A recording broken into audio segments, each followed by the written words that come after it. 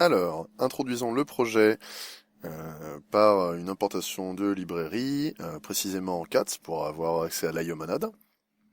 On commence ensuite par initialiser notre IO app avec la méthode run, qui sera notre point d'entrée, qui va permettre de run toutes les IO monades qui ont été composées dans notre programme, qui est tout à la fin une grosse IO monade, toute joliment composée. La manière dont je l'ai codé ici, il faut surtout pas le faire, c'est complètement dégueulasse parce qu'il n'y a pas de gestion d'erreur, mais l'idée là c'est pas de faire un programme ultra propre, mais de faire un programme un peu propre et surtout bien homogène.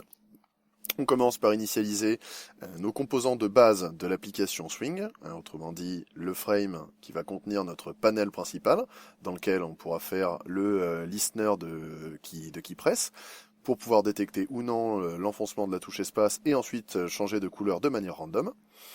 On crée donc notre fameux panel ici.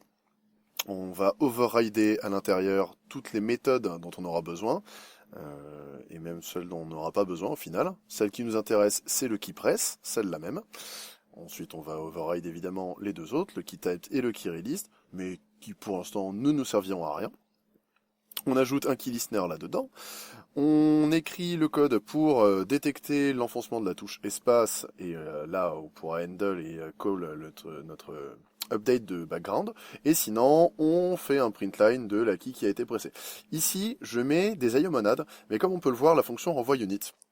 Autrement dit, techniquement ce qui va se passer, c'est comme on est dans une IO monade, qu'on compose ça et qu'on ne flat map rien, et on va avoir une IO d'IO, donc elle ne sera pas trigger, mais on verra ça après. Ici, dans une IO monade, je crée trois nombres random pour les couleurs rouge, vert et bleu. Le tout composé dans une grosse IO monade, qui nous permettra de récupérer notre nouvelle couleur.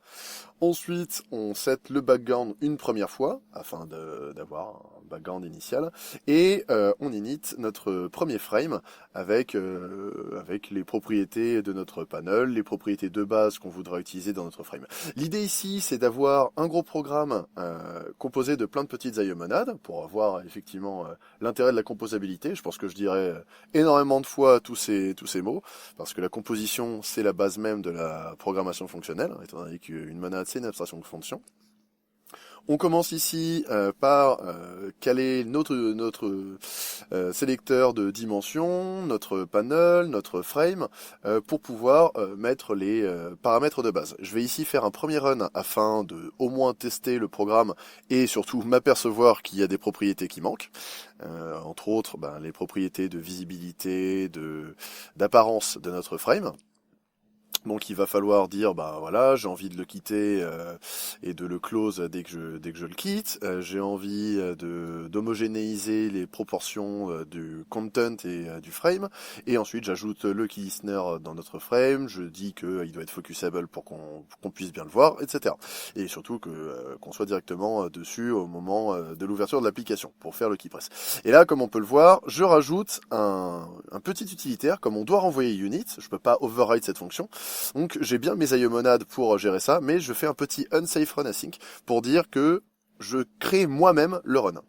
Comme ça, il pourra effectivement trigger le key press. Et comme on peut le voir, voilà, le programme fonctionne à merveille. Et voilà.